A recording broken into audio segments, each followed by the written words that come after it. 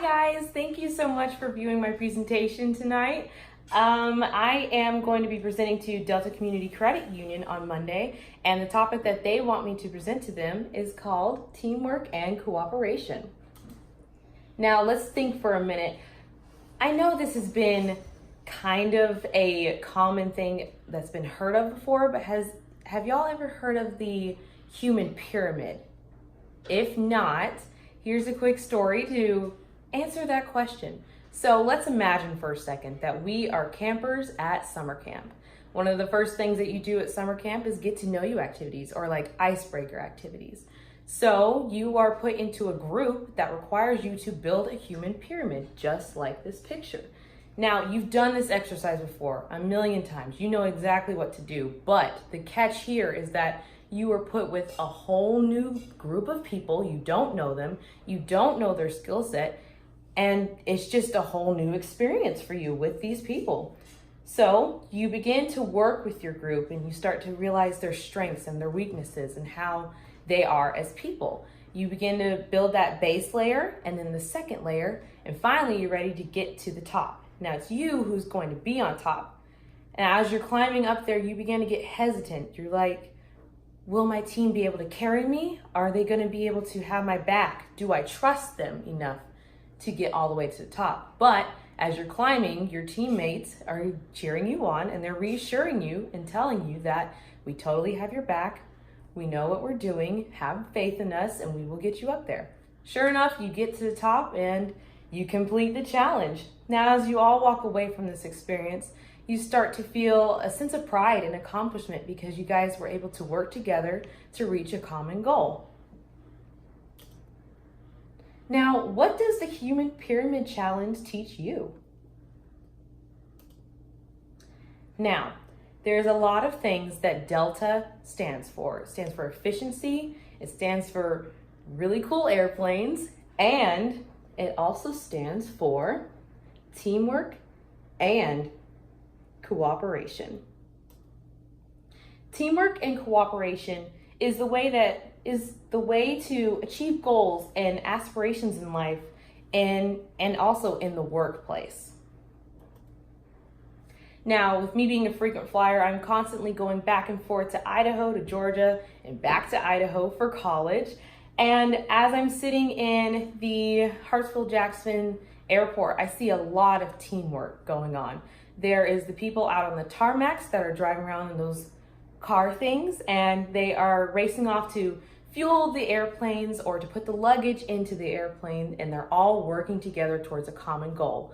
Also, on the inside of the airport, there's airline workers who are going to the planes, like flight attendants, to serve the people on the planes. There's pilots to fly the planes, and there's also people who are working at food establishments who are trying to sell their products to the people in the airport.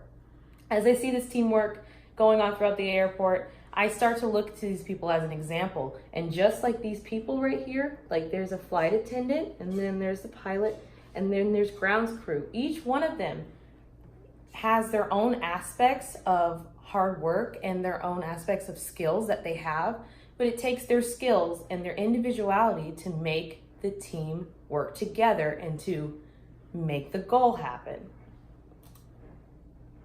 Okay, so throughout this presentation, I'm going to be talking about 3 main points. First, there is no I in team.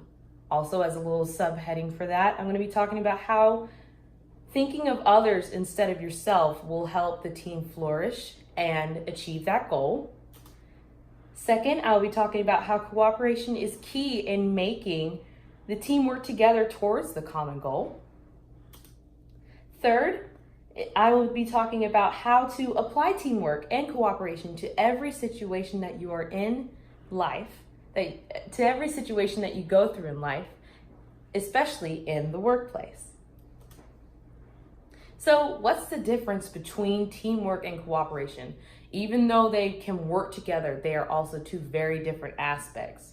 So with teamwork, it requires individuals to come together and try to solve a problem or reach a goal in the most efficient way possible. But with cooperation, it requires you to get out of your comfort zone and work with people to reach that common goal. Okay, the first one. There is no I in team. Focusing on yourself will cripple you and your team from achieving your goals. Overcoming the thought of you and only you being the important factor is key in making teamwork work. You yourself have to break out of that comfort zone and start realizing that it's not about me. It's about we, and what we all can achieve together. Now, here's the first example. So you are paired up with a team that requires you to meet a deadline. You begin to think about you and what you have to do by yourself. You start to isolate yourself, and you start to think of, oh, what am I going to do? It's all about me. And you start to be a little bossy in this situation. Now, how do you think the result will be? Of course, your team ends up failing because not only were you not connected to the team wasn't connected to you, and that ultimately makes you fail. Also, when you did contribute to the group, but you didn't contribute as a group, you contributed as just for yourself. And that's the thing that makes teamwork cripple. Number 2, cooperation takes a 100% effort, not a 50% effort.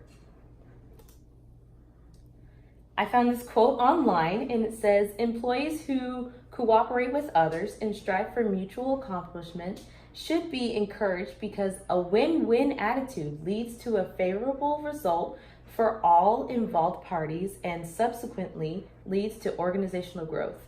I like these last 2 words of this quote, organizational growth, because I feel like Delta and Delta Community Credit Union strives for organizational growth.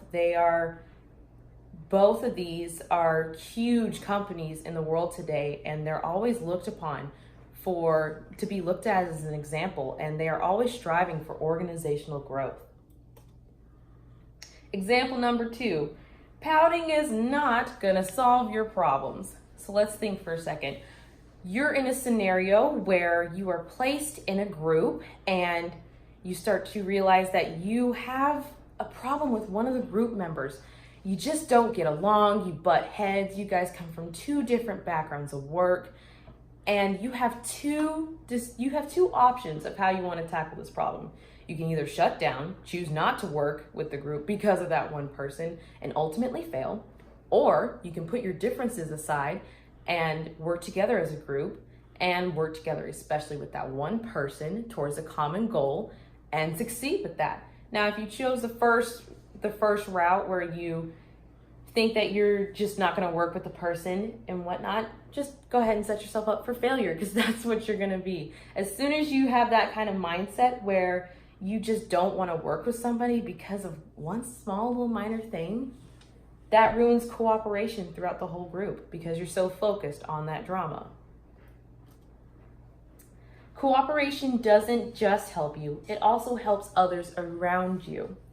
When you help those around you, you help huge organizations like Delta grow and expand their mark on the world. Number 3, applying teamwork and cooperation helps you throughout your whole life. Companies and organizations that communicate effectively are 4.5 times more likely to retain the best employees. I don't know about you guys, but Delta and Delta Community Credit Union has some of the best employees out there. They always have high ratings and high standards of who they hire for work and everything. And I think that has a major factor to do with teamwork and cooperation. Example number 3. So let's say in a situation we are at, of course, Delta Community Credit Union, and there is a huge crisis going on. Everybody's running crazy. They're trying to figure out what the problem is and how to solve it. Now you are put in a group, and the reason why you're in this group is because you are the best of the best. You each have your own aspects that you can contribute. You know very specific skill sets, and you are the best of the best to tackle this problem. So, how can you use teamwork and cooperation to fix the problem? Well, just like I said earlier, with teamwork, you have to be able to work with your team and to be able to have that mindset of accomplishing your goals. But with cooperation, you have to put your differences aside if you have a problem with a team member in order to accomplish that goal. Now, let's review. Teamwork and cooperation has to blend together in order to accomplish anything in life, and especially in the workplace.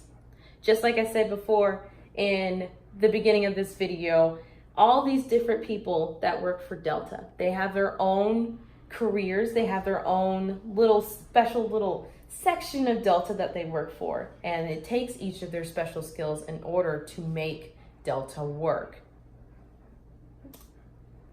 And I promise you, as you begin to apply the methods of teamwork and cooperation, and you let your example shine through teamwork and cooperation, just like Delta's airplanes, you will soar. Thanks, guys.